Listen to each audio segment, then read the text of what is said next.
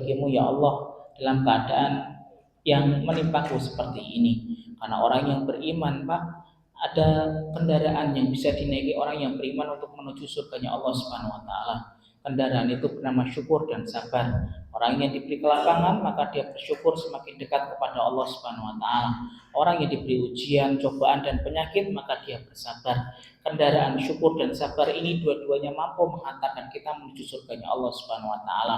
Semoga Allah membimbing kita dalam setiap titian kebaikan dan semoga kita menjadi orang yang paling bersyukur dan orang yang paling bersabar kepada Allah Subhanahu wa taala.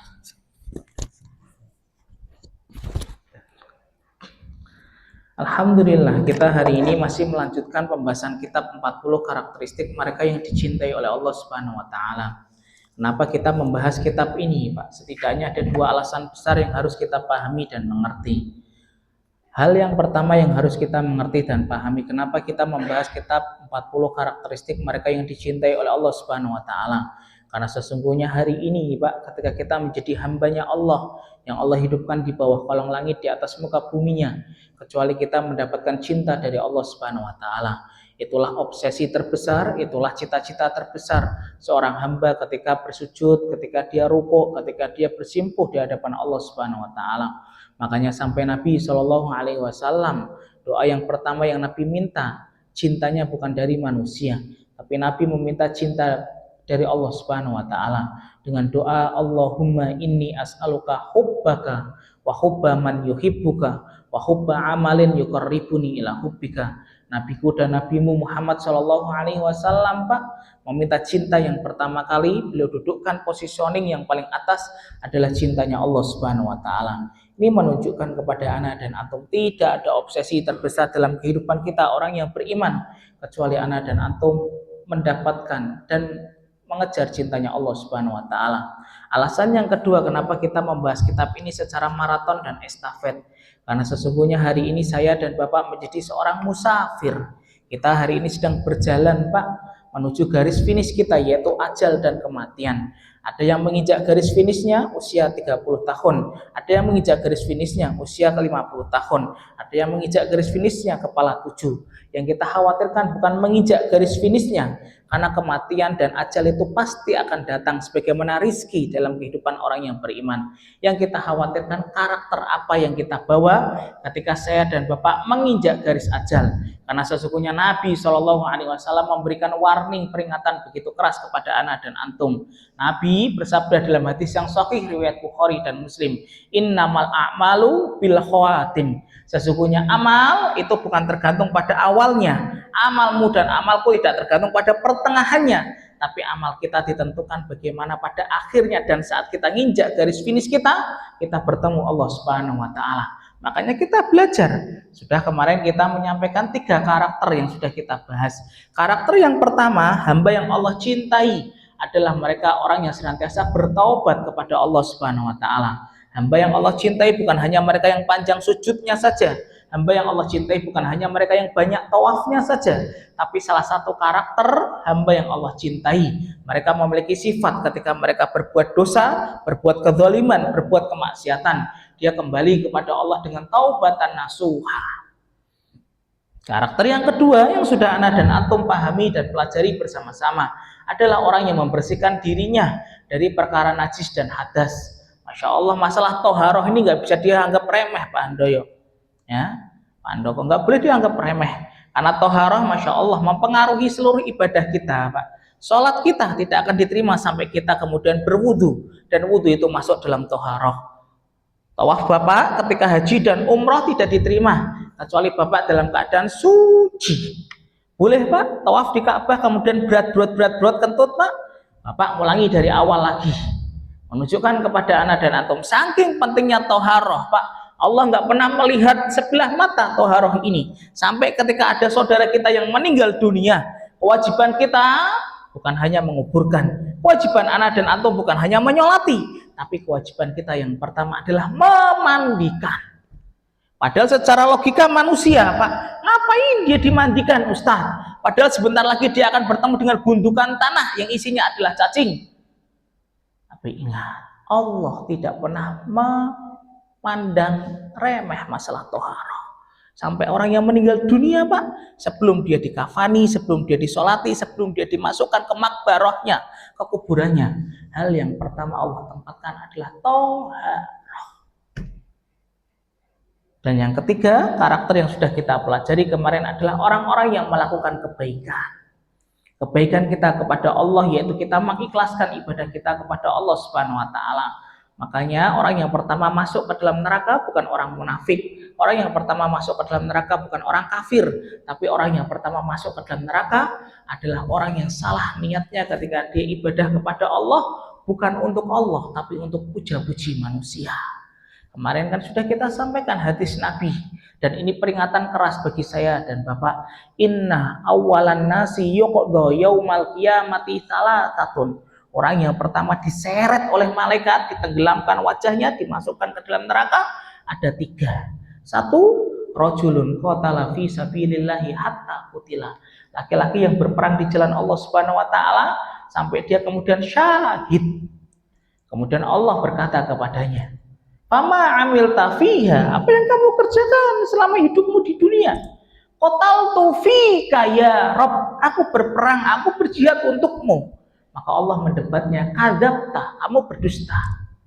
Kamu berjihad di jalanku bukan karena untukku, tapi pengen dipanggil sebagai seorang jariun, seorang pemberani. Maka kemudian Allah tidak sudi menerima jihadnya. Padahal jihad ini, Pak, amalan dohir yang paling tinggi kedudukannya dalam Islam. Darwatus sanam fil islami al jihadu fisabilillah. Mentah di hadapan Allah ketika tidak ikhlas.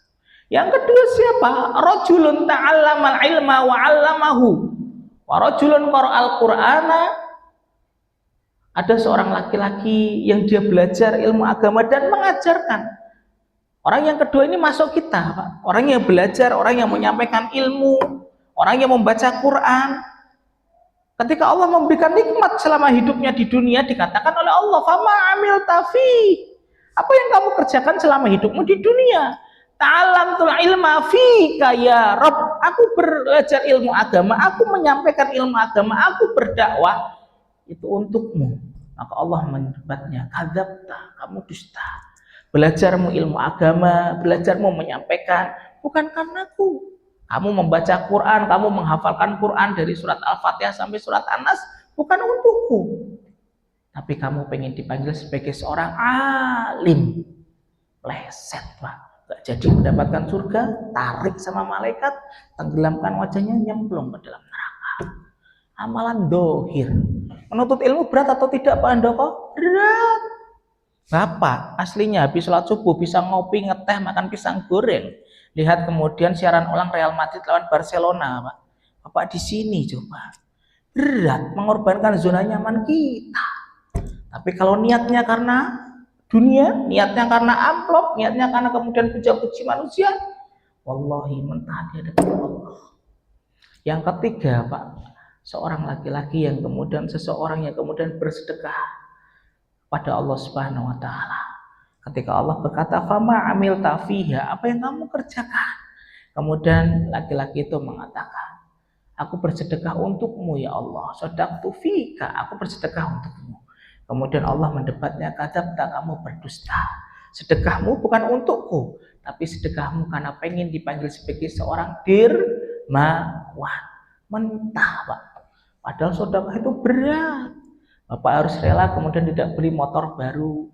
Bapak kemudian rela tidak membeli mobil baru. Amalan dohir, jihad, sedekah, nuntut ilmu, baca Quran. Mentah ketika amal ini rusak niatnya. Makanya tolong orang yang melakukan kebaikan, yang pertama kebaikan dia kepada Al-Khaliq, yaitu Allah Subhanahu wa taala dengan mengikhlaskan niatnya. Yang kedua kebaikan dia kepada makhluk. Ya, makanya hati-hati, Pak. Jangan sampai ana dan antum menjadi orang yang jahat kepada tetangga kita. Makanya sampai Nabi Shallallahu alaihi wasallam memberikan peringatan keras kepada ana dan antum. Ketika Nabi Shallallahu alaihi wasallam bersabda, "Inna fulana," sesungguhnya ada seorang wanita, tudkaru min kathrati sholatiha, disebutkan wanita ini fulanah ini, Pak, disebutkan banyak sholatnya, wasiyamiha, banyak puasanya, wasadaqatiha, banyak sodakohnya, walakin tu'dhi jironaha, akan tetapi menyakiti tetangganya, Aina hiya ya Rasulullah? Sahabat ini kemudian bertanya, di mana tempatnya dia nanti di akhirat? Rasulullah dengan mantap menjawabnya, hiya finnar. Dia letaknya adalah di neraka. Ketika sholatnya, puasanya, sedekahnya tidak mampu memberikan manfaat kebaikan kepada tetangganya, harusnya tetangganya diberikan kebaikan, malah dia menyakiti tetangganya. Tapi sebaliknya, wa inna fulanah tudkaru min qillati sholatiha wa siyamiha wa sadaqatiha walakin la tu'dhi jiranaha. Aina hiya ya Rasulullah? Disebutkan yang kedua, Pak, ada seorang wanita yang sholatnya tidak sebanyak wanita yang pertama, puasanya mungkin hanya puasa Ramadan, tidak hanya puasa Senin Kamis, hanya puasa Ramadan saja, Pak, tidak menambah puasa Daud, Ayyamul Bid, Senin dan Kamis, dia puasanya hanya yang wajib Ramadan, tapi dia tidak pernah menyakiti hati tetangganya. Tempatnya di mana ya Rasulullah? Rasulullah dengan mantap menjawabnya, hiya fil jannah. Dia letaknya ada di surga. Makanya tolong perhatikan bagaimana muamalah ana dan antum kepada sesama manusia. Makanya ada hablum minallah, ada hablum minanas. Persedikit orang yang menggugat kita, Pak, nanti di yaumil akhir. Dan hari ini kita belajar pada golongan yang keempat. Syekh Abdul Badawi Al-Khalafi, Bapak dan Ibu, memasukkan golongan yang keempat adalah orang-orang yang dicintai oleh Allah Subhanahu wa taala. Mereka adalah orang-orang yang mengikuti syariat Allah dan syariat Nabi. Beliau Syekh Abdul Badawi Al-Khalafi menyebutkan firman Allah Subhanahu wa taala dalam Quran surat Ali Imran ayat yang ke-31. Qul in kuntum tuhibbunallaha fattabi'uni yuhibbukumullah wa yaghfir lakum dzunubakum wallahu ghafurur rahim. Qul, katakanlah wahai Muhammad, in kuntum, jika kalian umatmu dan engkau beriman kepada Allah, tuhibbunallah, dan kamu mencintai Allah Subhanahu wa taala, fattabi'uni, maka ikutilah aku, ikutilah Muhammad sallallahu alaihi wasallam. Yuhibbukumullah, maka Allah akan mencintaimu, wa yaghfir lakum dzunubakum, dan Allah akan mengampuni dosamu. Wallahu ghafurur rahim, dan Allah Maha Pengampun lagi Maha Penyayang. Ayat ini, Pak, disebut sebagai ayatul imtihan, ayat ujian. Quran surat Ali Imran ayat yang ke-31, Pak, disebut sebagai ayat ujian. Ayat inilah yang menolak cintanya orang Nasara kepada Allah Subhanahu wa taala. Ketika kita bertanya kepada orang Nasara, Pak, apakah kamu cinta Allah? Mereka mengatakan cinta kepada Allah. Siapa yang menciptakan langit dan bumi? Mereka orang Nasara akan mengatakan Allah. Tapi kenapa cintanya orang Nasara itu tertolak di hadapan Allah? Simpel, ketika mereka tidak mengikuti Nabi Shallallahu Alaihi Wasallam dan mereka menolak dan tidak beriman kepada Rasulullah Muhammad Shallallahu Alaihi Wasallam. Kenapa orang Yahudi itu cintanya kepada Allah itu mentah, Ustadz? Padahal dia ketika dikatakan siapa yang menciptakan langit dan bumi, mereka akan mengatakan Allah. Tapi kenapa orang Yahudi itu cintanya tertolak? Simpel, karena mereka tidak beriman kepada Rasulullah Muhammad SAW dan mendustakan Rasulullah Muhammad SAW. Makanya perhatikan ikhwan dan akhwat, ya. Makanya iman kita kepada Allah, Pak, itu memiliki rukun.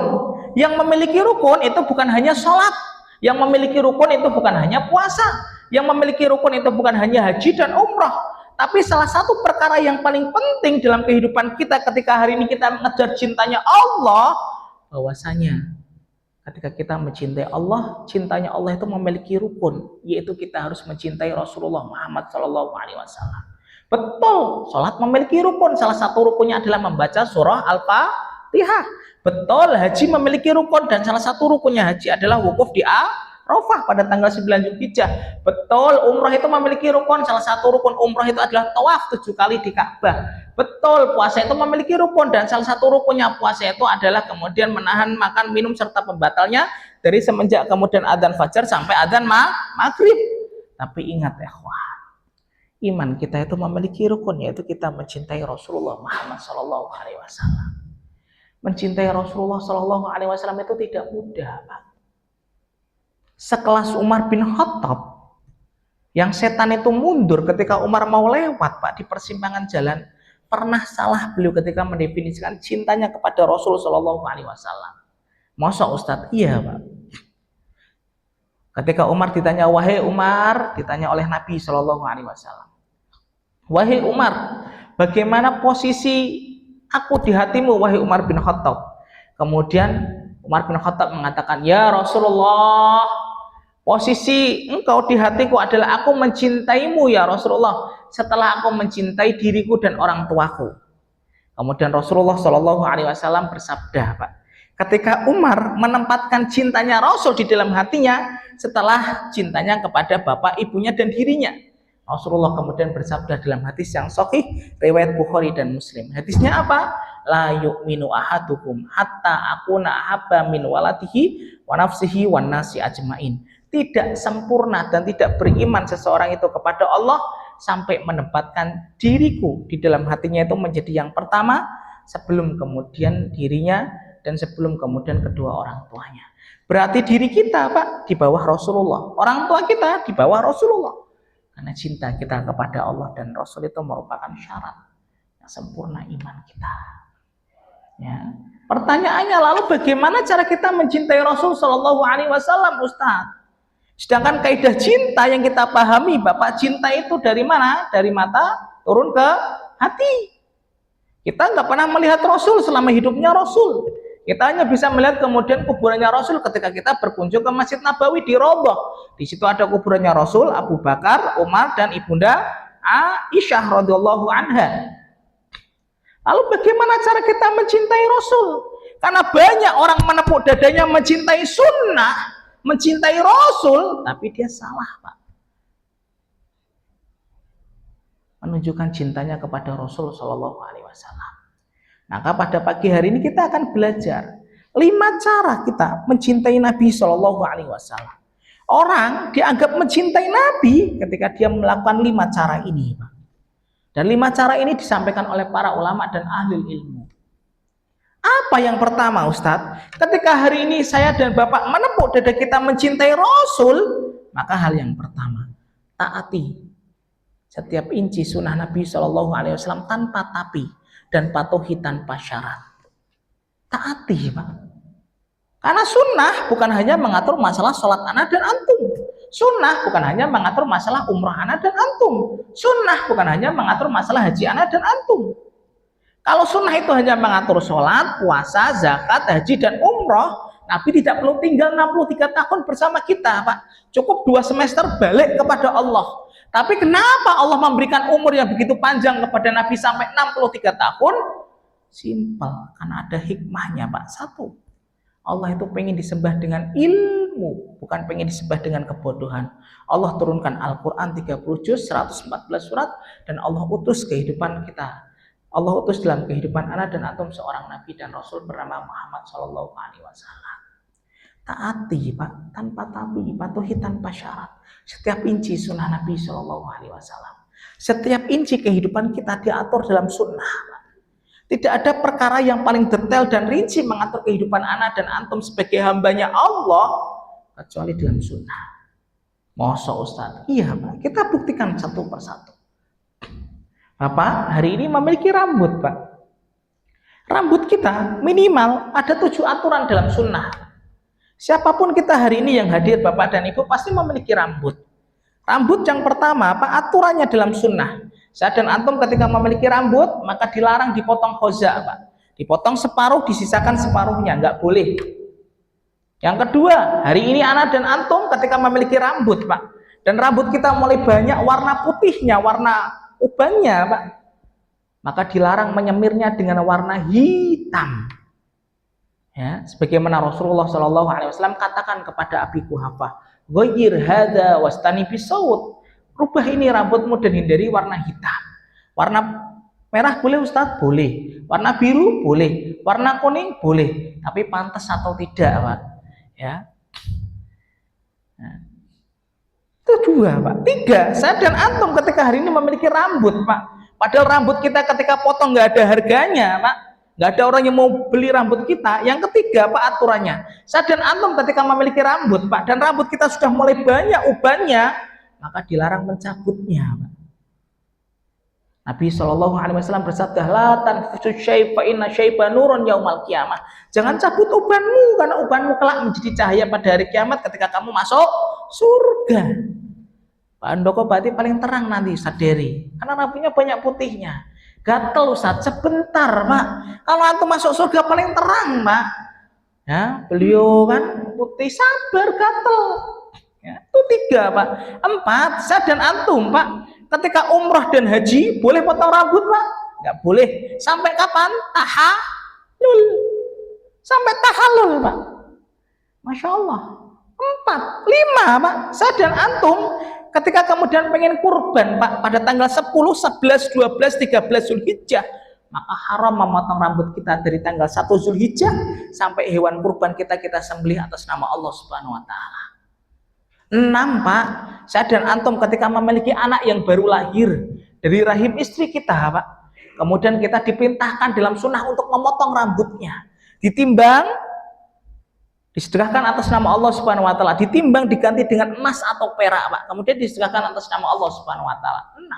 7, saya dan antum ketika memiliki rambut Pak, dan kita memiliki anak perempuan Pak, anak perempuan kita ketika sudah mengalami siklus bulanan, dan itu adalah tanda baliknya seorang wanita, maka haram menampakkan rambutnya kepada yang bukan mahramnya. Bapak ketika memiliki anak perempuan sudah mengalami siklus bulanan, dan itu tanda baliknya, tanda dewasanya Pak.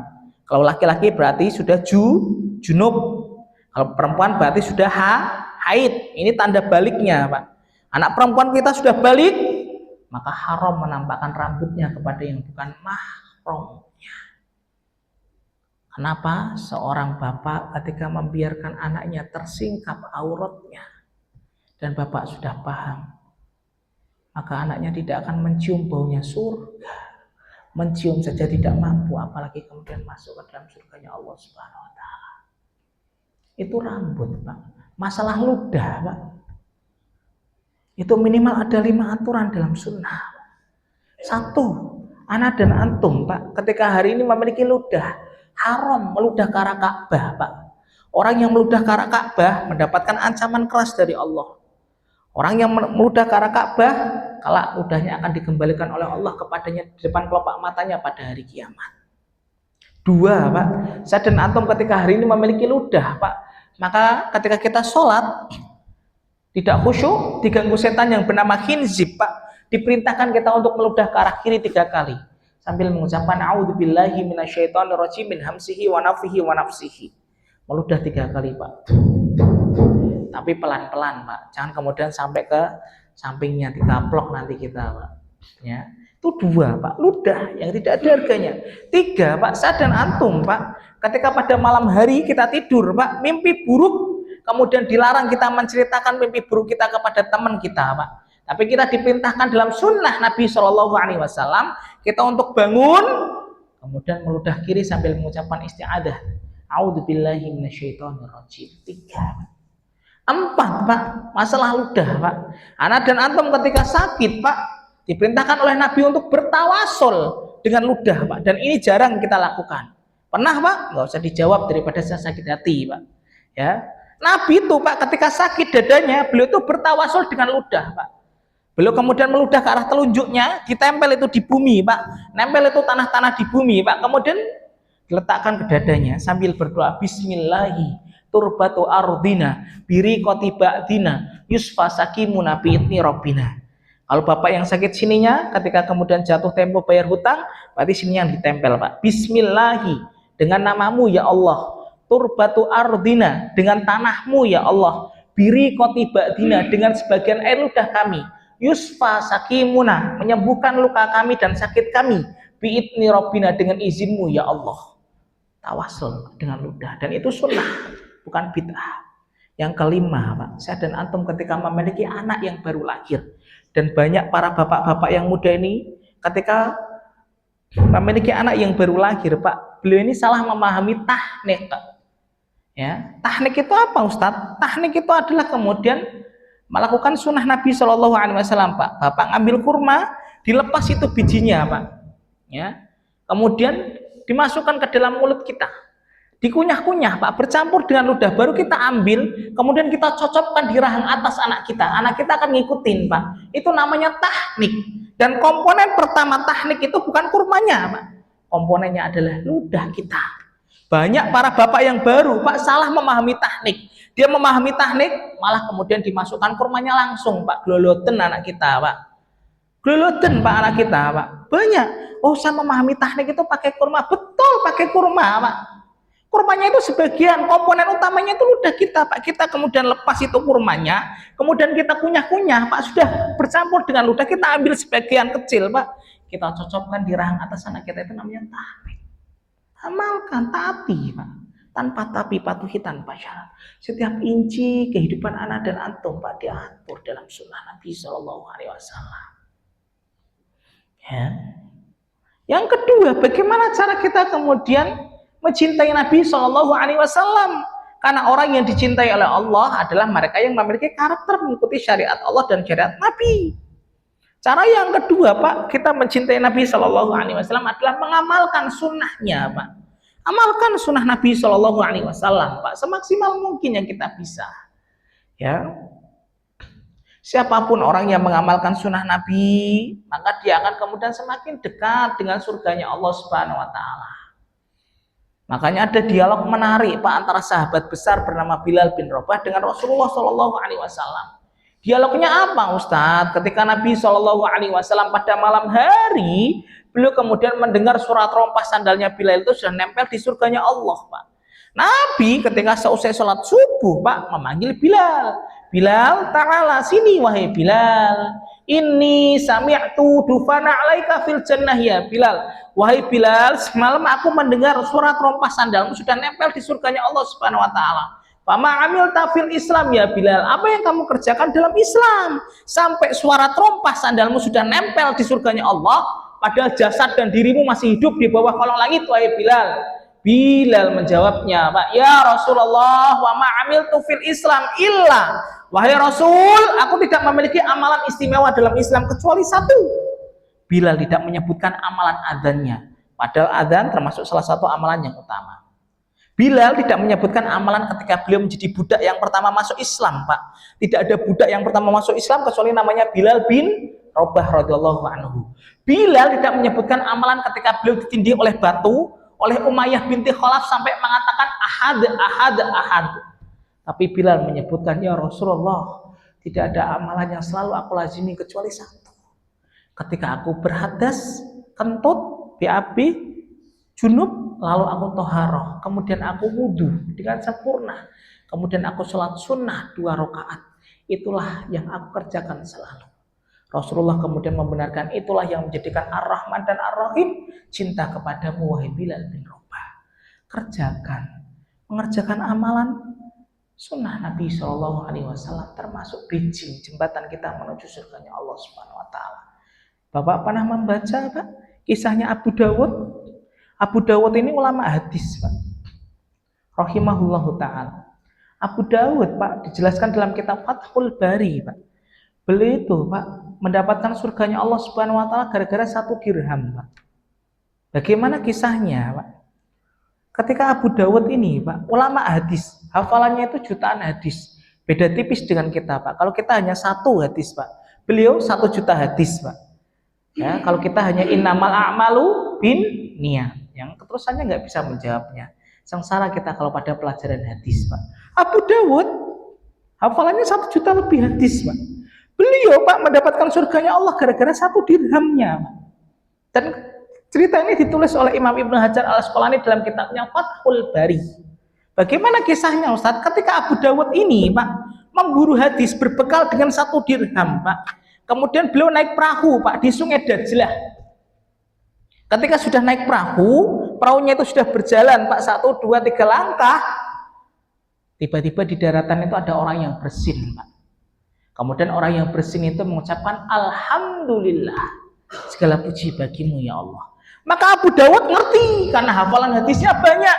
Kalau ada saudara mukmin dan muslim kita yang bersin, dia berdoa untuk dirinya sendiri kepada Allah Subhanahu Wa Taala dengan mengucapkan Alhamdulillah, maka kewajibannya kita adalah mendoakan juga dengan mengucapkan yarhamu Allah.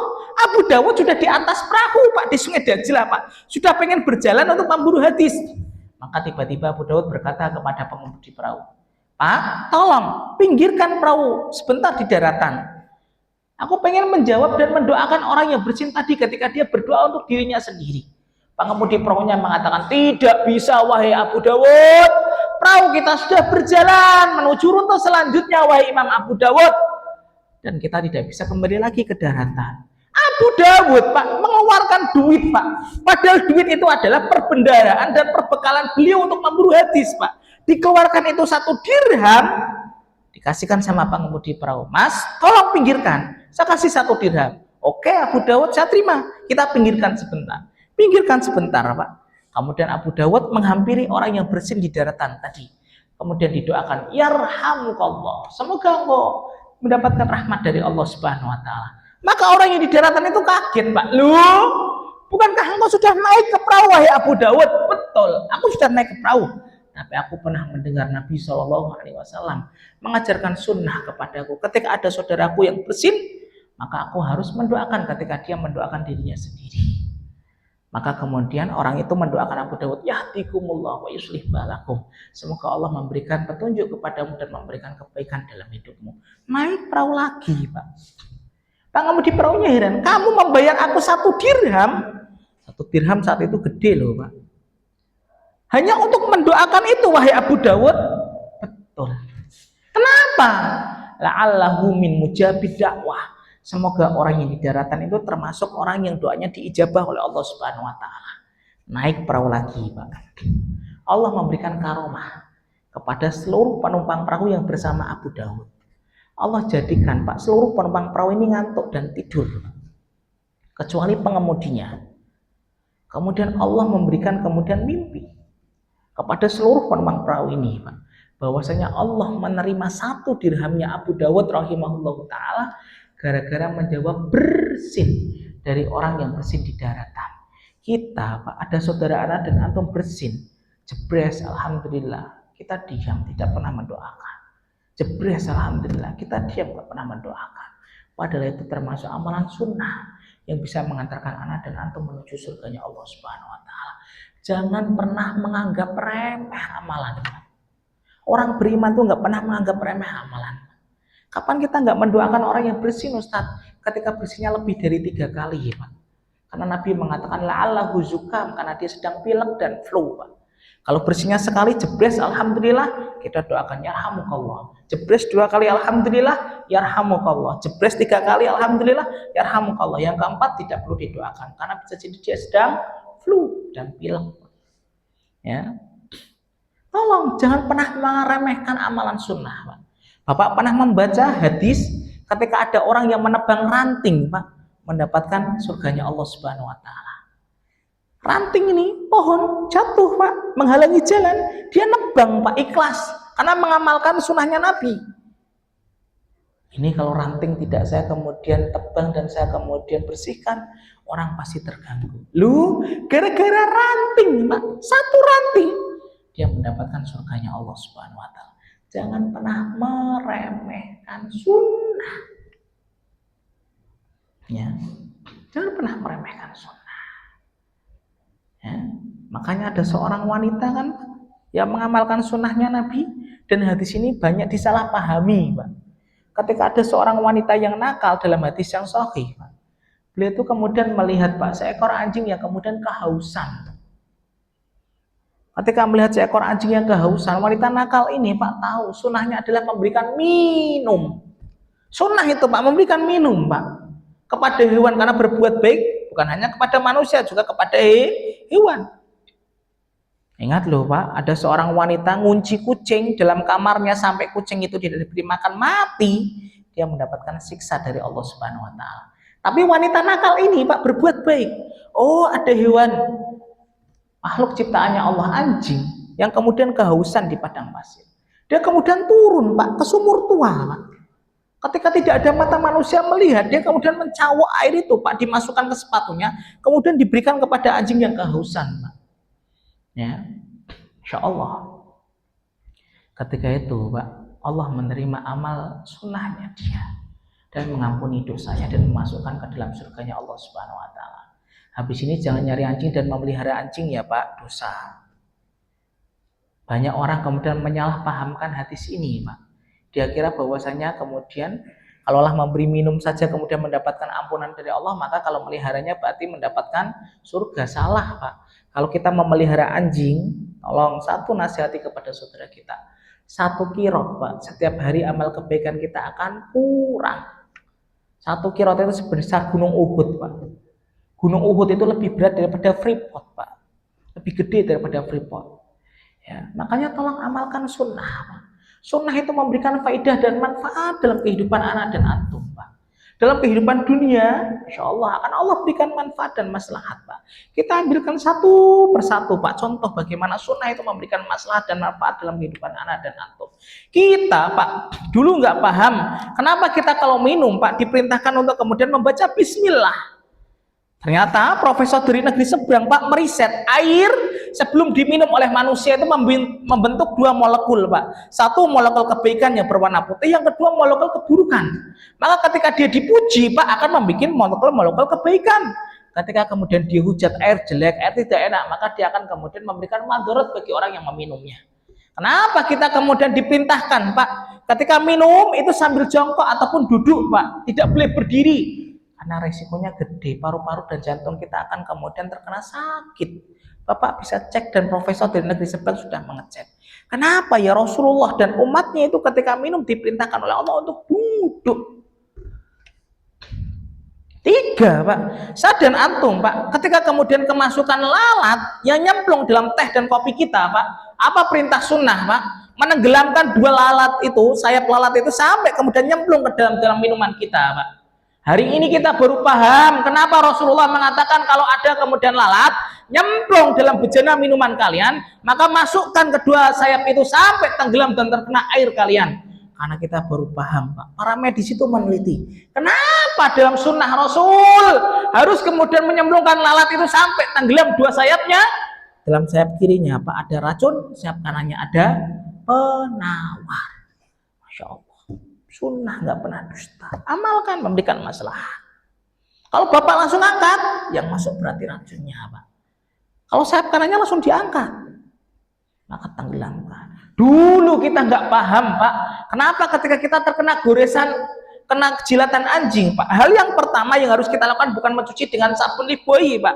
Hal yang pertama bukan kemudian kita mandi besar.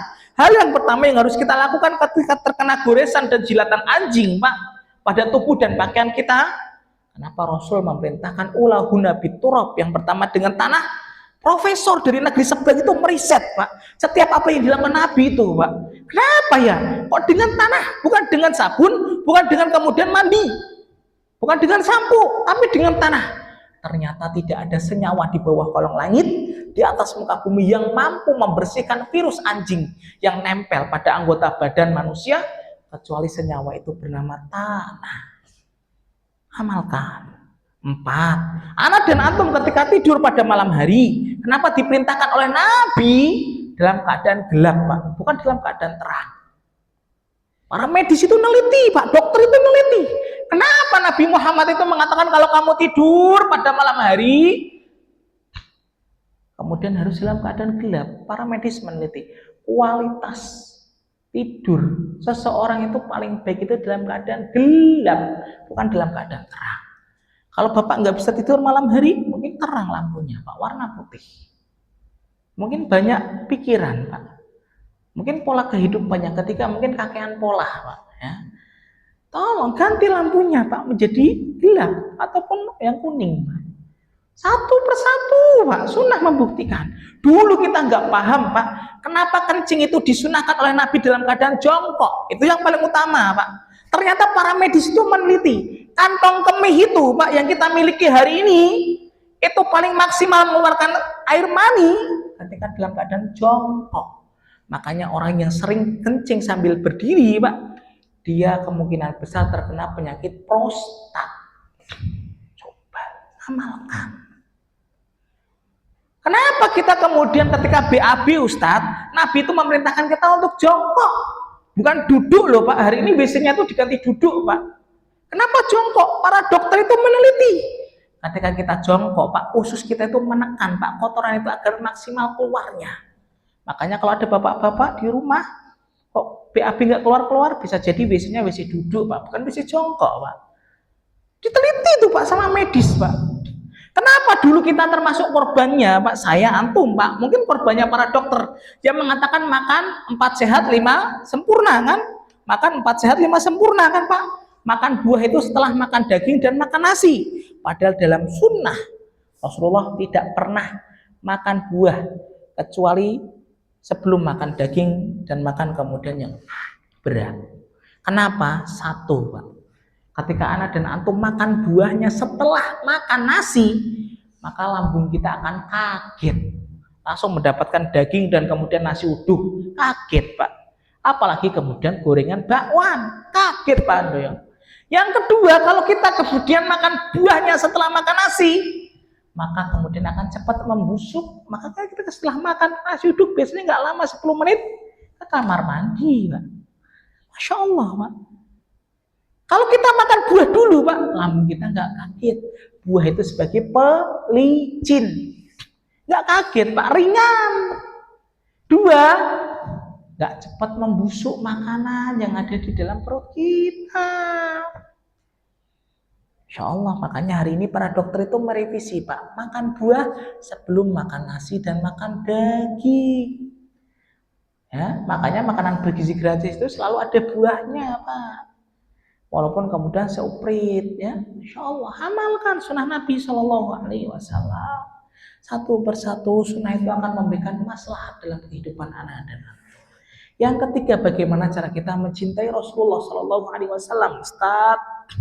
Yang ketiga disampaikan oleh ulama bahwasanya kita harus mempelajari hadis dan sirahnya Nabi Shallallahu Alaihi Wasallam.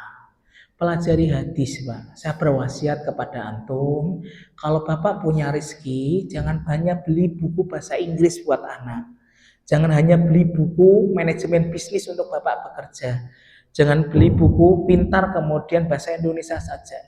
Tapi Bapak kalau punya rezeki sudah gajian, minimal punya 1 hadis, Pak, di rumah. 1 kitab hadis. Mau hadis Sahih Bukhari, mau hadis Bulughul Maram, mau hadis Umdatul Ahkam, mau hadis Arba'in, mau hadis Riyadhus Shalihin, silahkan. Bacakan setiap hari, Pak. Minimal sebelum tidur anak kita. Dari hadis yang pertama, kedua, ketiga. Insya Allah anak kita akan mengamalkan, dan itu termasuk salah satu bagaimana cara kita mengungkapkan cinta kita kepada Rasulullah Shallallahu Alaihi Wasallam. Bapak ketika suka Jokowi, Bapak akan muji Jokowi. Bapak ketika suka Prabowo akan muji Prabowo. Lu kita merasa cinta kepada Rasulullah, gak pernah baca hadisnya, Pak. Palsu cinta kita kepada Rasul. Kita lebih senang kemudian membaca manajemen bisnis, kita lebih senang kemudian membaca bukunya kemudian orang-orang Barat, tapi kita tidak pernah membaca bagaimana hadisnya Nabi Shallallahu Alaihi Wasallam. Malu kita di hadapan Allah, Pak.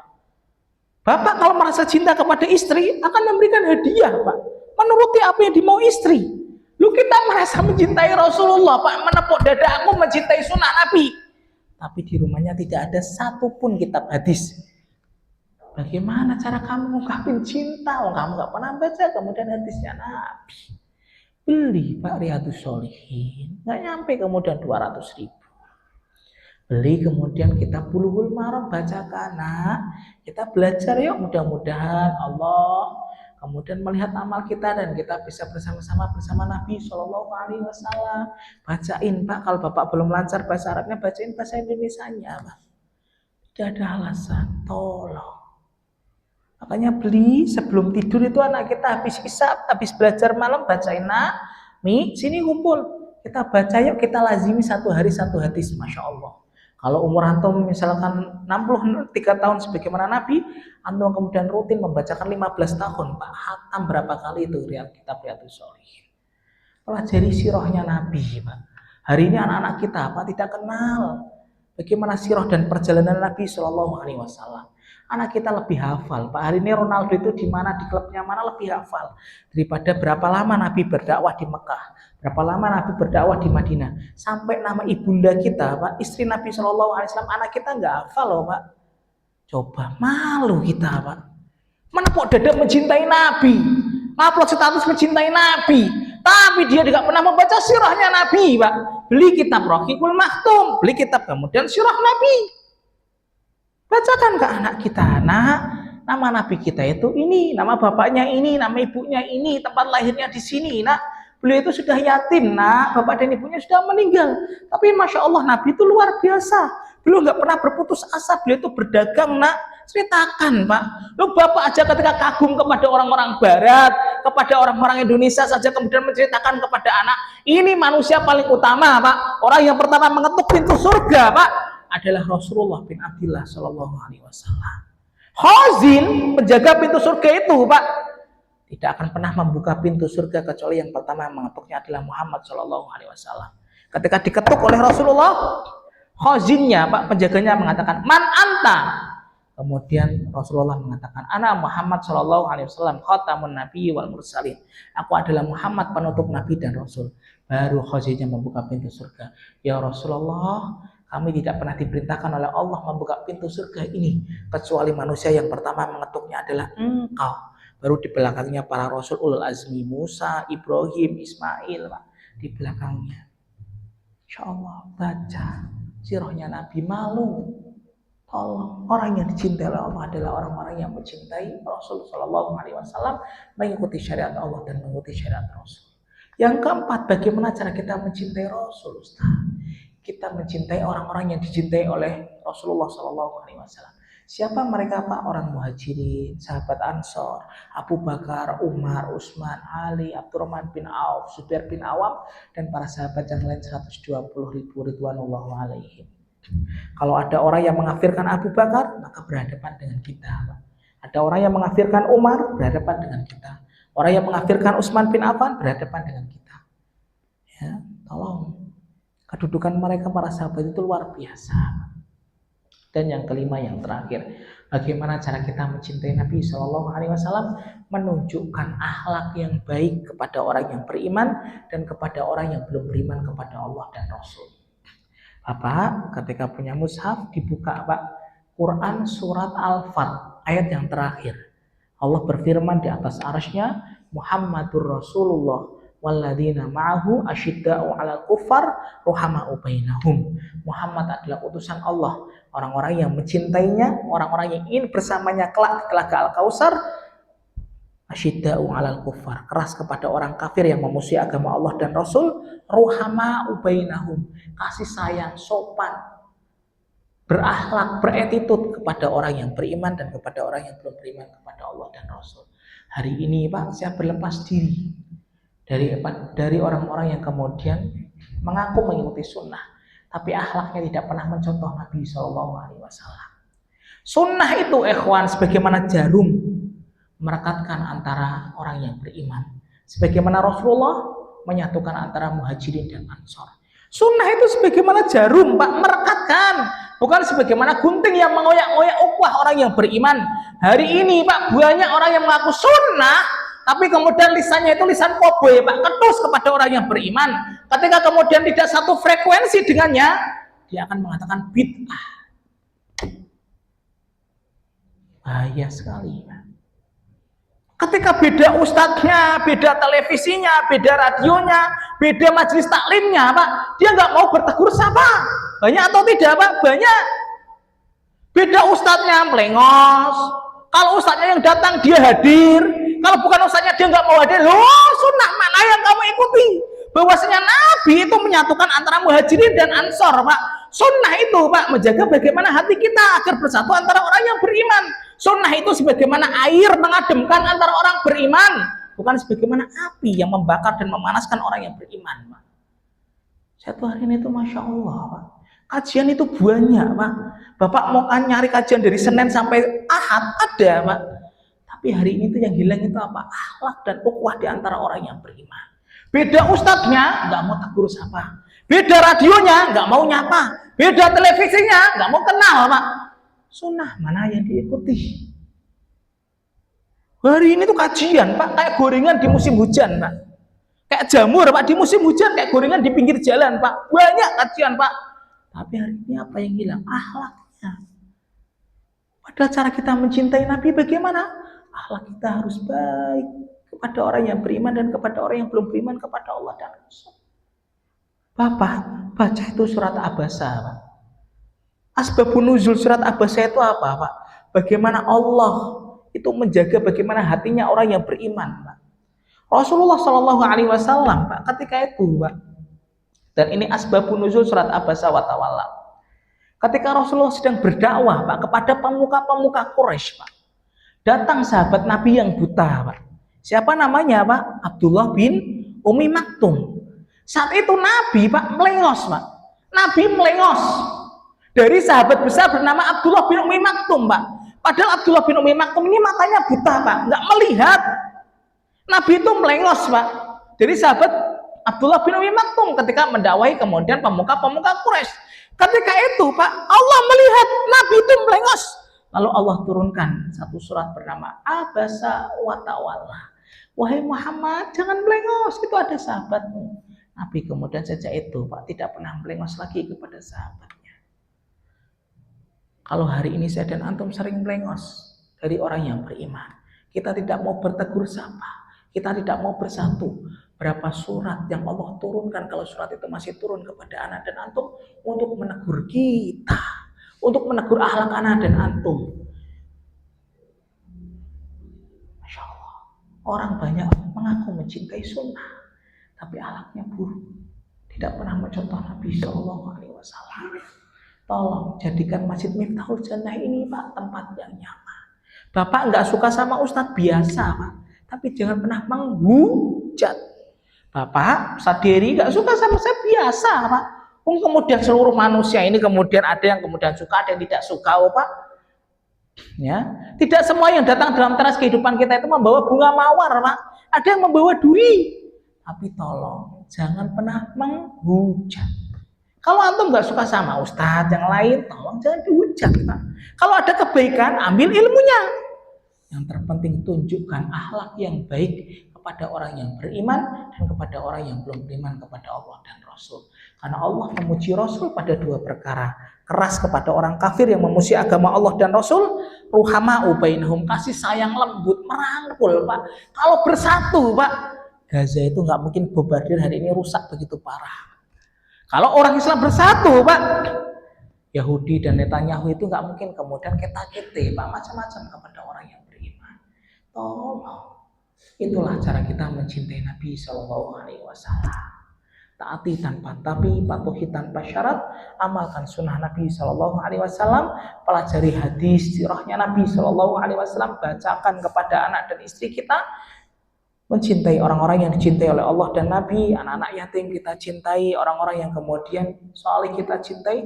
Yang kelima, menunjukkan akhlak yang baik. Kita sepakat ya, Pak, yang dibenci oleh Allah itu hanya permusuhan. Allah itu nggak membenci perbedaan loh, Pak. Di antara ulama itu ada perbedaan, Pak. Antara Imam Syafi'i dan Imam Abu Hanifah ada perbedaan. Imam Syafi'i itu berpendapat bahwasanya qunut subuh itu hukumnya wajib. Imam Abu Hanifah berpendapat qunut subuh itu tidak wajib. Maka ketika Imam Syafi'i itu berkunjung ke Basrah, Pak, yang saat itu ada makamnya, kuburannya Imam Abu Hanifah yang sudah meninggal, Imam Syafi'i itu didapuk menjadi imam subuh, Pak, oleh muridnya Imam Abu Hanifah. Silahkan wahai guru kami, syekh kami, Muhammad bin Idris Asy-Syafi'i. Ketika didapuk menjadi imam subuh, Pak, jamaahnya ini mayoritas muridnya Imam Abu Hanifah menunggu Muhammad bin Idris Asy-Syafi'i ini kunut apa tidak. Ternyata, Pak, pada rakaat yang kedua setelah sami Allahu liman hamidah, Imam Syafi'i kemudian sujud, tidak kemudian kunut. Setelah salam, muridnya Imam Abu Hanifah ini penasaran. Wahai Muhammad bin Idris Asy-Syafi'i, guru kami, kenapa engkau tidak kemudian kunut subuh, padahal dalam madhabmu kunut subuh itu hukumnya wajib? Imam Syafi'i kemudian mengatakan, tidakkah kalian melihat bahwasanya di samping ada kuburannya Imam Abu Hanifah, dan aku menghargai pendapatnya selama hidupnya bahwasanya kunut subuh itu tidak wajib. Bersatu, Pak. Ada di antara saya dan antum yang berbeda masalah fikih biasa, Pak. Anak dan antum, Pak, ada yang membaca doa iftitahnya Allahumma ba'id baini wa baina khotoyaya kama ba'ata bainal masyriqi wal maghrib. Ada dalilnya, Pak. Ada di antara saya dan Bapak membaca doa iftitahnya Allahu Akbar kabiro. Ada dalilnya, Pak. Ada di antara saya dan Bapak, Pak, setelah i'tidal sami Allahu liman hamidah sedekap lagi, Pak. Namanya qabd, ada dalilnya, Pak. Ada yang setelah i'tidal sami Allahu liman hamidah lurus, Pak. Namanya irsal, ada dalilnya, Pak. Ada di antara anak dan antum ketika tahiyat akhir, Pak, gerak-gerakin jari, Pak, ada dalilnya. Ada yang tidak menggerakkan jari, Pak. Ada dalilnya. Yang dibenci oleh Allah itu bukan perbedaan, tapi permusuhan. Kalau dia gerak-gerak gini Ustaz, nggak usah dipegangin Pak, dikaplok antum. Pak diri Ustaz diri gerak-gerak, dipegangin sama Pak, dikepak. Ya, yang dibenci oleh Allah itu permusuhan Pak, bukan perbedaan. Kalau pada masalah fikih yang ada dalilnya di antara para ulama, maka boleh kita berbeda. Ya. Tapi pada masalah akidah kita sepakat untuk bersatu. Islam itu indah. Ya, semoga Miftahul Jannah menjadi masjid yang menenangkan kita. Tidak menjadikan satu dengan yang lain, tidak mau bertegur sapa. Tidak menjadikan setiap ustadz, ya. Kalau bukan ustadznya dia nggak mau datang, jangan Pak. Ketika ada ustadz lain selain saya, kalau ada kebaikan ambil ilmunya, Pak. Amalkan. Ya, tolong. Kita tidak boleh fanatik buta kecuali kepada Rasulullah Shallallahu Alaihi Wasallam. Kemaksuman itu Pak hilang setelah Rasulullah Shallallahu Alaihi Wasallam meninggal dunia. Ya saya nggak masuk, Ustadz Pendi nggak masuk, Ustadz Diri nggak masuk, Pak. Ustadz yang lain, Ustadz besar yang di Jakarta nggak masuk, Pak. Karena hari ini banyak orang mengira Pak, kalau bukan Ustadz saya, Pak itu salah. Banyak atau tidak Pak? Banyak. Hadirnya cuma pada pelajarannya Ustadznya saja. Kalau bukan Ustadznya, lemus. Ya, tolong. Siapapun yang menyampaikan selama berlandasan Al-Quran dan Sunnah, ambil ilmunya. Jangan fanatik buta. Karena kemaksuman itu hanya dimiliki oleh Nabi Shallallahu Alaihi Wasallam. Saya banyak salahnya, saya banyak dosanya. Semoga anak dan antum termasuk orang-orang yang dicintai oleh Allah dan mencintai Nabi Shallallahu Alaihi Wasallam, dan semoga kelak kita mendapatkan syafaatul ummah dari Nabi Shallallahu Alaihi Wasallam. Ini yang bisa kita sampaikan pada kesempatan pagi hari ini. Itulah 5 cara kita mencintai Nabi Shallallahu Alaihi Wasallam. Kalau 5 cara ini belum ada dalam diri kita, kita gali dan kita kemudian mempersiapkan sebelum kemudian malaikat mau datang dalam teras kehidupan anak dan antum. Wallahu a'lam bishawab. Sebelum ditutup ada yang diskusikan Pak? Cukup? Diamalkan, dipraktekkan, jangan kemudian mudah memvonis orang lain. Ingat, jangan mudah memvonis orang lain. Kalau tidak suka, jangan kemudian menunjukkan ekspresi yang berlebihan. Gak usah menghujat. Diam. Kita tutup ngaji kita pada pagi hari ini dengan membaca doa kafaratul majlis. Subhanakallahumma wa bihamdika asyhadu an la ilaha illa anta astaghfiruka wa atubu ilaik. Itulah 5 cara kita mencintai Nabi Shallallahu Alaihi Wasallam. 1. Taati tanpa tapi, patuhi tanpa syarat. 2. Amalkan sunnahnya. 3. Pelajari hadis dan sirahnya Nabi Shallallahu Alaihi Wasallam. Bacakan kepada anak, istri kita, keluarga kita. Yang 4. Mencintai orang-orang yang dicintai oleh Nabi Shallallahu Alaihi Wasallam. Dan yang 5, tunjukkan, tampilkan akhlak yang baik kepada orang yang beriman dan kepada orang yang belum beriman. Wallahu a'lam bishawab. Akhiru da'wana alhamdulillahirabbil alamin. Assalamualaikum warahmatullahi wabarakatuh.